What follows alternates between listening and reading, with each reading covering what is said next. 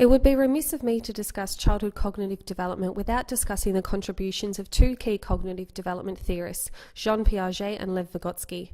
Piaget suggested that children's cognitive development is a natural maturation process linked to biological development and that their ability to reason develops and changes over time.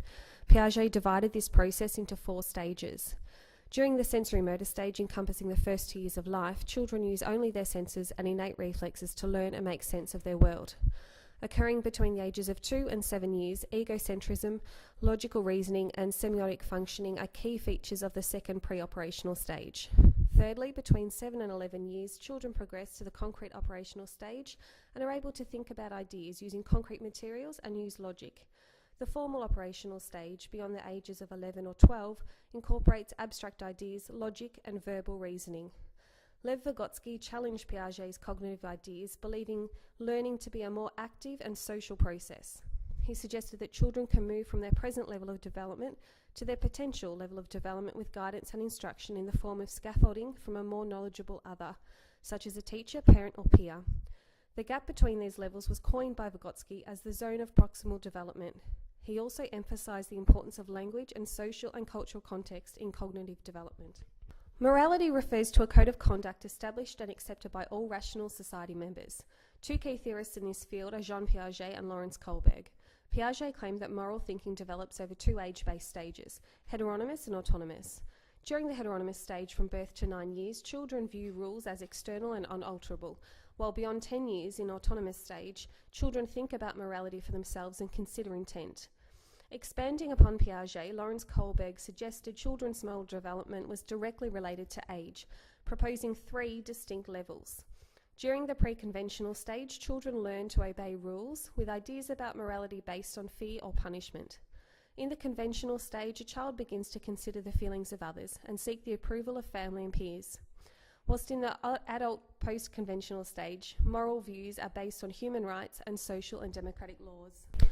I believe it's imperative that teachers have a good understanding of how children develop on a moral and cognitive level in order to meet the diverse needs of today's students. We must know how to cater for a differentiated classroom and effectively communicate with children of different ages and cognitive and moral levels. A thorough understanding of children's cognitive development will assist in planning developmentally appropriate learning activities tailored to the learning needs of his or her students. Moral and cognitive development theories also help to provide insight into children's reasoning and context for their behaviours. They can provide teachers with flexible teaching tools to accommodate the wide range of student behaviours in class, helping to identify developmental concerns a school should follow up with parents and specialist support services. I would anticipate drawing upon my knowledge of child cognitive and moral development theories when undertaking all components of the teaching cycle, from assessing students' cognitive abilities through to planning developmentally appropriate tasks and individualised learning plans, teaching and communicating at a suitable level and evaluating the effectiveness of such activities. Cognitive and moral development theories provide good insight to and a solid benchmark for effective teaching strategies.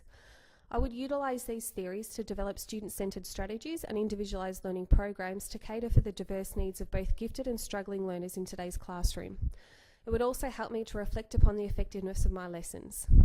In my role as a more knowledgeable other, I would also offer students scaffolding support as proposed by Vygotsky to assist students in their learning. Further to this, moral development theories will be of benefit regarding classroom management and pastoral care. I would use this knowledge to help students develop their own sense of morality by incorporating moral dilemma discussions in my teaching practice. It would also be important for me to recognise that young primary school children can struggle with the implications of developing a conscience and be particularly sensitive to admonishment. Created using Powtoon.